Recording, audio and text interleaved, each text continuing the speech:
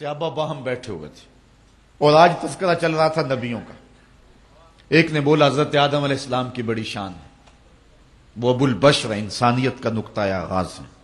دوسرا بولا بالکل ٹھیک کہا تم نے، لیکن حضرت ابراہیم علیہ السلام کا مرتبہ کون سا کم ہے؟ وہ بیٹے کی گردن پہ اللہ کے نام پہ چھری رکھ دیتے ہیں اور جلتی ہوئی آگ کے انگاروں میں چھلانگ لگا دیتے ہیں۔ تیسرا بولا حضرت موسیٰ علیہ السلام کا مرتبہ کون سا تھوڑا ہے، ہاتھ میں عصا ہے، سر پہ امامہ ہے، اور فرعون کے دربار میں کھڑا ہو کے اللہ کا نبی توحید کا اعلان کر رہا ہے۔ ایک نے کہا حضرت عیسیٰ علیہ السلام کی شان کون سی کم ہے۔ یہ گفتگو کر رہے تھے، آگے تذکرہ تو آنا ہی حضور کا تھا، لیکن حضور خود تشریف لے آئے، جس کا تذکرہ ہونا تھا وہ خود ہی آ گیا۔ آقا کریم فرمایا صحابہ کیا گفتگو کر رہے تھے؟ بلا جھجک کہا ہم نبیوں کا تذکرہ کر رہے ہیں۔ آج تو ایک پیر دوسرے پیر کا نام نہیں لینے دیتا، لیکن صحابہ نے کہا کہ حضور ہم نبیوں کا ذکر کر رہے ہیں۔ حضور خوش ہوئے، فرمایا تم نے کہا آدم صفی اللہ ہیں، ہوا کذالک، بالکل ایسے ہے۔ تم نے کہا نوح نجی اللہ ہیں، ہوا کذالک، بالکل ایسے ہے۔ تم نے کہا ہے کہ موسیٰ کلیم اللہ ہیں، ہوا کذالک، بالکل ایسے ہے۔ تم نے کہا عیسیٰ روح اللہ ہیں، ہوا کذالک، بالکل ایسے ہیں۔ آگے فرمایا الا وانا حبیب اللہ، سن لو میں بھی اللہ کا حبیب ہوں۔ لواء الحمد بیدی یوم القیامہ، سارا حمد کا جھنڈا قیامت کے دن میرے ہاتھ میں ہوگا۔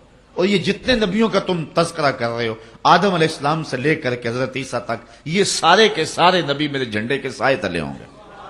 ولا فخر، اور اس پہ میں فخر نہیں کرتا۔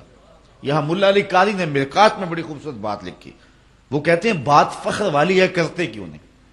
ابو البشر، انسانیت کا نقطہ آغاز، جھنڈے کے سائے تلے کھڑا ہو، بات فخر والی ہے کہ نہیں؟ وہ ایک زمانہ تھا کہ کسی شخص کی والدہ فوت ہو گئی، تو ان کا شوق تھا کہ چیلم کی تقریب میں میری حاضری ہو۔ تو اس نے کہا جی ہمارے اس مجمع میں بڑے سول اور فوجی حکمران آئیں گے، آپ کو پیغام دینے کا موقع نصیب مل جائے گا، اتنے لوگ بہانے سے اکٹھے ہوں گے۔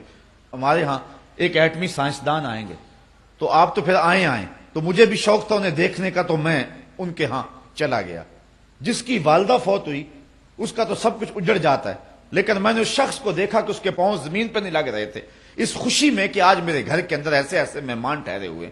یار جس کے گھر کے اندر چند معزز اور معتبر مہمان ٹھہرے ہوں، خوشی سے اس کے پاؤں زمین پہ نہ لگیں، اور جس کے جھنڈے کے سائے تلے نبی کھڑے ہوں، پھر اس کی کیا کیفیت ہوگی؟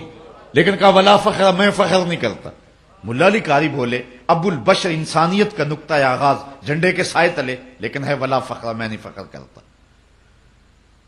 شہنشاہ حسینہ، ماہ خوباں، جس کے چراغ حسن سے پورا مصر روشن ہو گیا، جناب یوسف علیہ السلام جھنڈے کے سائے تلے کھڑے ہیں، بات فخر والی ہے کہ نہیں ہے؟ کہا ولا فخر، میں نہیں کرتا۔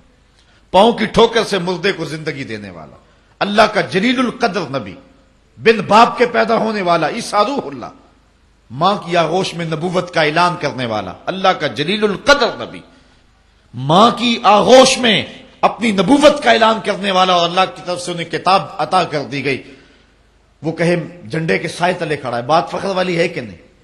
کہا ولا فخر، میں نہیں کرتا۔ ملا علی قاری کہتے ہیں جب بات فخر والی ہے تو کرتے کیوں نہیں؟ پھر خود ہی کہا یہ حضور کے لیے فخر کی بات نہیں ہے کہ نبی جھنڈے کے سائے تلے آئے، بلکہ یہ نبیوں کے لیے فخر کی بات ہے کہ حضور کے جھنڈے کا سایہ مل گیا ہے۔ فخر کا دل میں دریچہ باز کرنا چاہیے، جن کا تو آقا ہے ان کو ناز کرنا چاہیے۔